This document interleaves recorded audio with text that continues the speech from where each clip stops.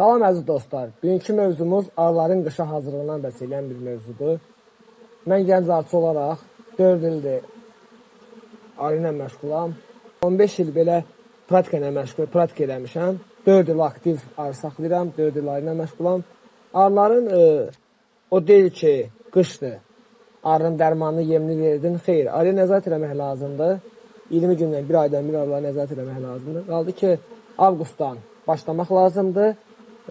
Bal sütləndən sonra, avqust ayından sonra başlamaq lazımdır. Dərmanlarını vaxtında vermək lazımdır. Yerinə nəzarət eləmək lazımdır. Çünki üzü qışa doğru gedir. Bir də ən vacib məsələ odur ki, mən onu praktikada keçirmişəm, artıq 3 ildir. Arıların, yençilərin hər birinə 4 dənə, 5 dənə arxasında 25 santlıq havalandırma açsaq daha məsləhətlidir. Bir də bir şey nəzərə çatdırmaq istəyərəm ki, arıların korpusu götürəndən sonra, yenə deyirəm, məhsulumuzu balı götürəndən sonra, arının sayına uyğun, yəni çərçivələri götürüb arasına boş ramkaları götürüb ara kəsimə qoymamız daha vacibdir. Çünki onda ana qoşuna baxır, yumurta atır. Əziz arıçılar, deməli sizə bir şey necə satmaq istəyirəm. Bu arıya şərbət verməyə salafanla verdik əvvəlcə, sonra bölünə yem qabı qoyurduq, oradan verdik. İndi ehtiyac yoxdur, təzə bir üsul icad olunubdur. Artıq 2 ildir bundan istifadə edirəm mən. Tulkada arının arxa tərəfindən, ortadan olsa lap yaxşı var.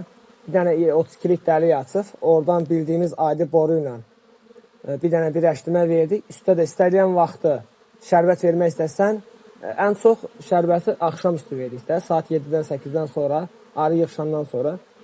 Çünki haramı gəlməyinə görə fərqi yoxdur bunda. Haramı gəlməyinə fərq eləməz. Çünki buna tulkada verirsən, ipilsə orada nəzarət edirsən.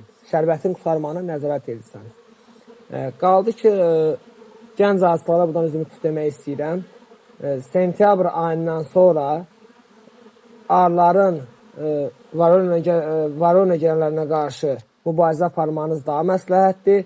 Bir də 20 gündən, bir aydan bir bütün yençilərə nəzarət etmək lazımdır. Ananı yoxlamaq lazımdır, üzü qışa doğru gedir. Qaldı ki, orada hansı xəstəlikdən başını çıxmasa belə iyi ilə bilərsiniz. Çürümə xəstəliyidir, ifrişdir, çürümədir, gənə xəstəliyi, qənədini əgər yiyibsə ondan da bilmək olar. Dəqiq baxsan, daha doğrusu bir çərçivələrə, ramkalara baxsanız orada görə bilərsiniz. Buradan üzümü tuturam gənc arıçılara, hər biriniz bu sahədən qorxmayın, çəkinmin, ikinci iş kimi bundan arıdan məşğuliyyət kimi istifadə edə bilərsiniz. Çətinliyi yoxdur. Sadəcə olaraq biraz diqqətlə yanaşmaq lazımdır.